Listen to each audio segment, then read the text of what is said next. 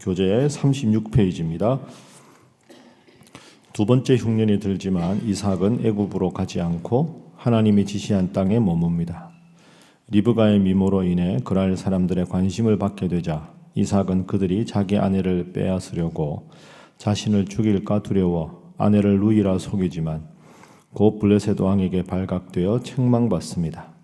한편 이삭은 농사를 지어 100배의 수확을 얻고 거부가 됩니다.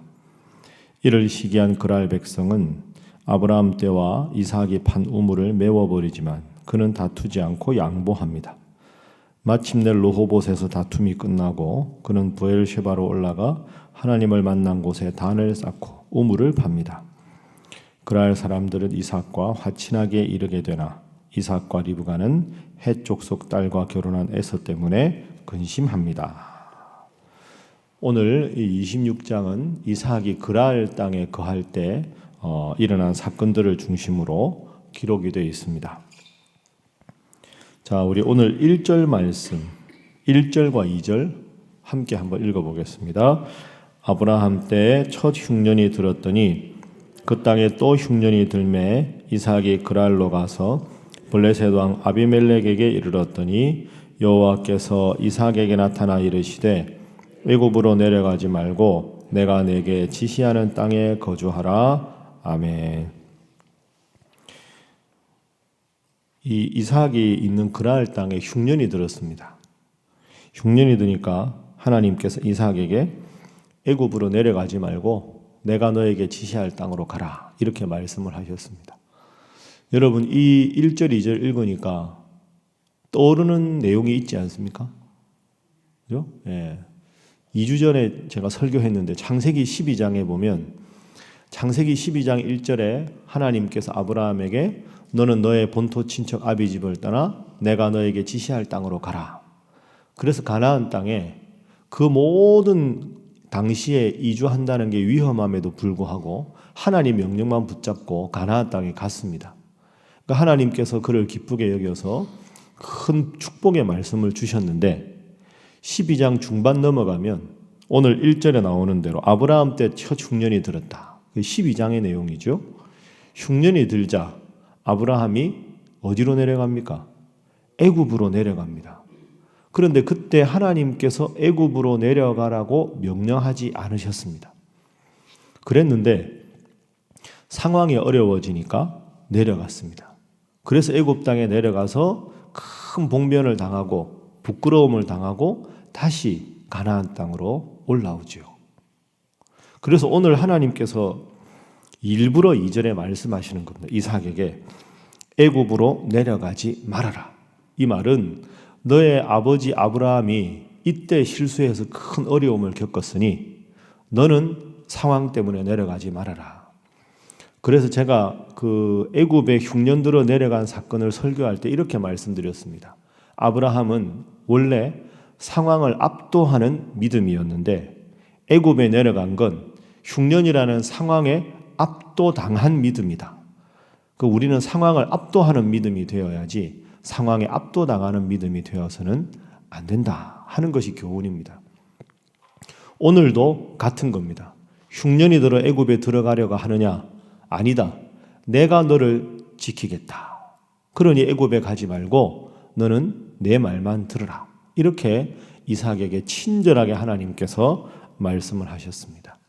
그래서 우리가 오늘 첫 번째 기도할 제목은 범사에 말씀에 순종하는 자가 되게 하소서 하는 겁니다. 모든 일에 하나님의 말씀을 붙잡고 하나님께서 하는 말씀에 순종하는 인생이 복된 인생인 줄로 믿습니다. 상황을 압도하는 믿음, 하나님만 바라보는 믿음이지 상황이 어렵다고 해서 하나님의 응답도 없이 임의로 행하다가 실수하게 되고 실패하게 되는 거죠. 이번 주일 말고 그 전에 하갈 설교를 제가 했었습니다. 하갈이여 본래 자리로 돌아가라. 기억하십니까?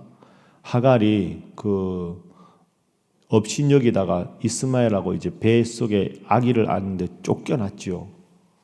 그 하갈이 얼마나 하나님 앞에 바로 서지 못했으면 아브라함의 미움을 받고 사라의 미움을 받아서 자기가 아기 가졌다고 아기 못 가지는 자기 여주인 사라를 업신여겨서 사라의 미움을 받아서 쫓겨나지 않았습니까? 그런데 하나님께서 오갈 데 없는 하갈에게 원래 자리로 너의 여주인에게로 돌아가서 그에게 복종하라. 내가 너를 지켜주겠다. 이렇게 말씀을 하셨습니다. 그저 고난주가 맞이하는 종려주일날 하갈이여 본래 자리로 우리도 원래 신앙의 자리로 돌아가라. 그것이 필요하다.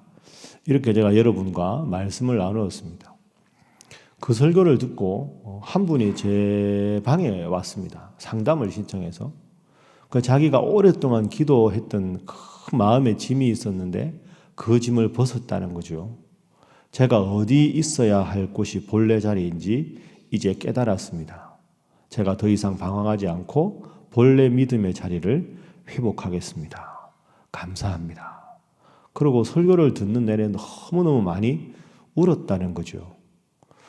제가 설교를 어떻게 했다 이게 중요한 게 아니라 저는 그분이 참 훌륭한 분이라고 생각했습니다. 같은 설교를 들어도 오늘 같은 말씀을 읽어도 말씀 때문에 회개하고 본래 자리로 돌이키는 분이 있고 많은 성경적인 지식이 있어도 그저 나에게 주시는 말씀이 아니라 이미 알고 있는 말씀이라 무덤덤하게 받아서 아무런 감동이 없는 분도 있는데 그분은 얼마나 훌륭합니까? 여러분 오늘 본문의 첫 번째 교훈 바로 그것이지요. 범사에 하나님 말씀대로 움직이고 확신이 없으면 하지 않는 겁니다. 하나님 말씀 주시는 게 없으면 어떡합니까? 이런 질문이 생기는데 그럴 때는 기도하면 되지요. 하나님, 어떻게 하는 것이 하나님 뜻입니까? 새벽마다 열심히 기도해 보십시오.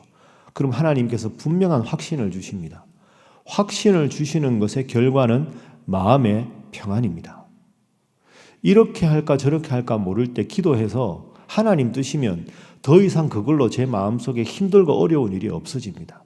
마음이 평안해지고 이제는 더 이상 그 문제가 나를 괴롭히지 않을 때 그걸 우리는 하나님 주시는 확신과 평안이다. 이렇게 말할 수 있습니다. 범사에 하나님 말씀에 따르고 그 말씀에 확신이 없을 때 열심히 기도해서 하나님 원하시는 길만 쫓아가는 사랑하는 모든 성도들 되시기를 주님 이름으로 축복합니다. 자, 두 번째 내용을 보겠습니다. 그렇게 해서 두 번째 사건이 시작되는데 그게 6절부터입니다. 이삭이 거랄에 거주하였는데 7절에 보면 그곳 사람들이 그의 아내에 대하여 물으매 그가 말하기를 그는 내 누이라 하였으니 리브가는 보기 아리따움으로 그곳 백성이 리브가로 말미암아 자기를 죽일까 하여 그는 내 아내라 하기를 두려워함이었더라. 참 피는 못 속입니다. 그죠? 어떻게 이렇게 닮았을까 싶죠. 아버지하고 똑같지 않습니까? 아버지가 두 번이나 그죠? 아내가 예쁘다고 누나라고 누이라고 부르라고 딱 보고 그대로 하지 않습니까? 부모 노릇이 어렵습니다. 여러분 아이들 앞에 뭐도 못한다고 진짜 조심해야 됩니다. 이 이삭이 나이가 이때가 얼마나 많은데도 이렇지 않습니까? 내 누이라고 해라. 우리가 생각하기에는 그쪽 지역 사람들은 다 피부 색깔이 똑같다고 생각하는데 그렇지가 않더라고요. 제가 기록을 쭉 찾아보니까 이 이스라엘 백성들, 이 사람들이 훨씬 더 얼굴이 하얗고 이 애굽 사람이나 다른 나라 사람들 보기에는 밝고 빛나는 얼굴이라 우리도 그렇지 않습니까? 이렇게 그냥 지나가다가 우리나라 사람이면 별로 눈길이 안 가는데 외국 사람이나 하면 다르다 이러면서 다르니까 더 유심히 보고 그러다 보니까 더 우리와 다른 훌륭한 모습이 보이면 멋지다 이렇게 말하는 것처럼 다른 이방 사람에게는 사라든지 리브가든지 훨씬 더 아리따워 보이는 그러니까 이삭이 이거 이러다가 혹시 당신 내 누이라 해라 이렇게 아버지가 했던 실수를 그대로 합니다. 여러분 여기서 다시 한번 생각합니다. 아브라함도 그런 실수를 하고 이삭도 그런 실수를 하고 뭐가 그렇게 다른가? 우리랑 별로 차이가 없는 것 같다 이런 생각할 수도 있습니다. 그리고 사실 하나님께서 5절 말씀 보십시오. 5절. 자, 5절 한번 읽어보겠습니다. 시작. 내 말을 순종하고 내 명령과 내 계명과 내 율례와 내 법도를 지켰음이라 하시니라. 아멘. 하나님이 아브라함에 대해서 이렇게 좋은 칭찬하셨는데 사실 여러분 논리적으로 생각하면 이렇지 않습니다. 아브라함이 모든 일에 하나님 명령을 다 지켰습니까? 아닙니다. 아까 말씀드린 대로 애굽 땅도 멋대로 가고요. 사라를 누나라고 멋대로 부르게 하고 아브라함이 그렇게 실수가 없는 인생이 아닙니다. 그런데 하나님은 아브라함은 내 율례와 규례와 법도를 다 지켰다. 아닌데 다 지켰다고 인정을 해 주시는 겁니다. 왜 그럴까요? 하나님은 아브라함과 이삭에게 왜 복을 주셨을까요? 우리와 다른 점이 뭘까요?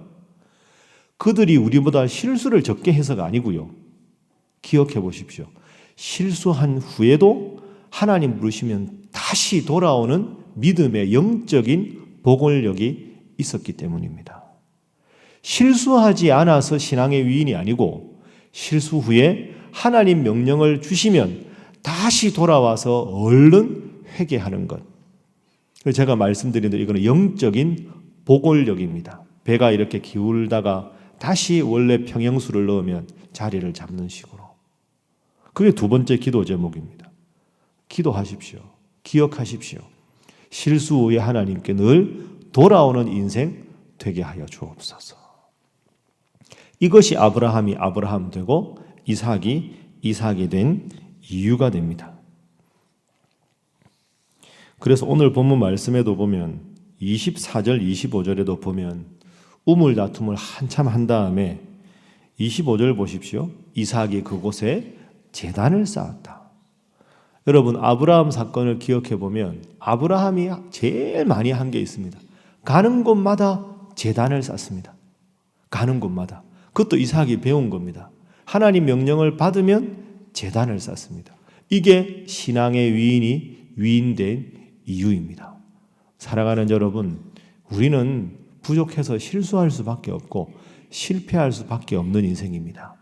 실수와 실패 때문에 하나님 여러분은 싫어한다 낙담하지 마시고 그때마다 얼른 하나님 앞에 예배의 자리로 기도의 자리로 돌아와서 회개하고 바로 서는 여러분 되시기를 주님 이름으로 축복합니다.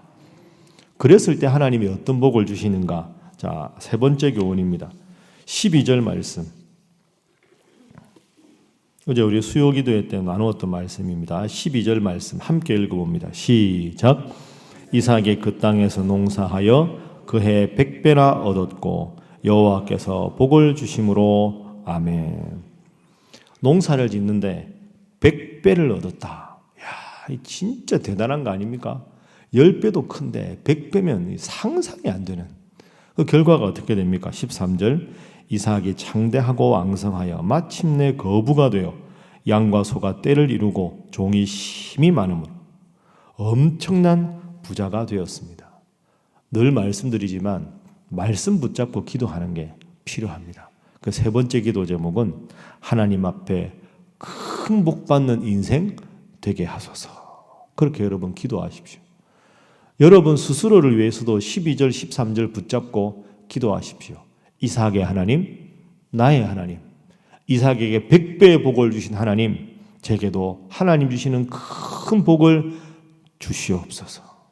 우리 가족들, 우리 가문의 후손들에게도 큰 복을 주시옵소서. 12절에 복을 주시는데 근원이 여호와지요. 여호와께서 복을 주셨다. 그래서 신앙은 상식을 뛰어넘는 자리가 신앙입니다. 이삭에게 100배의 복을 주신 하나님은 오늘도 여전히 우리와 함께 하시는 분인 줄로 믿습니다. 그래서 여러분 이 제목 가지고 열심히 기도하십시오. 우리는 늘 세상살이에서 두 가지 긴장이 있는 것 같아요. 눈에 안 보이는 하나님, 눈에 보이는 현실. 눈에 보이는 현실 때문에 눈에 안 보이는 하나님을 없다 생각하고 기도하지 않는 인생은 어리석은 인생. 눈에 보이는 현실이 힘이 있는 것 같지만 눈에 안 보이는 하나님께서 현실을 친히 주관하고 계신다고 믿고 하나님 믿고 나가는 인생이 복된 인생인 줄로 믿습니다. 이삭이, 아브라함이 그 실수와 실패 연발이었지만 곳곳마다 가는 곳마다 하나님 앞에 제단을 쌓고 예배하시던 것을 본받아서 힘들 때도 하나님 앞에 나오시고 기쁘고 즐거울 때도 하나님 앞에 나와서 여러분 각자의 기도 제목으로 열심히 기도해서 하나님 주시는 100배의 복을 여러분 당대와 자자손손 누리시기를 주님 이름으로 축복합니다. 함께 기도하겠습니다. 이 시간 말씀 생각하면서 하나님, 범사에 하나님 뜻에 순종하는 인생 되게 하여 주옵소서. 실수하지만 그때마다 실수와 실패도 불구하고 하나님께 돌아오는 영적인 보골력을 키워가는 성도 되게 하여 주옵소서. 그리하여 하나님 앞에 위대한 100배의 복을 누리는 부족한 자 되게 하시고 우리 교회 되게 하시고 우리 자자손손 되게 하여 주시옵소서. 그리고 우리 교회를 위해서 특별히 장로 선거를 위해서 여러분 각자를 위해서 다 함께 기도하겠습니다. 주여 믿습니다. 주여 믿습니다. 주여 믿습니다. 하나님 은혜를 감사합니다.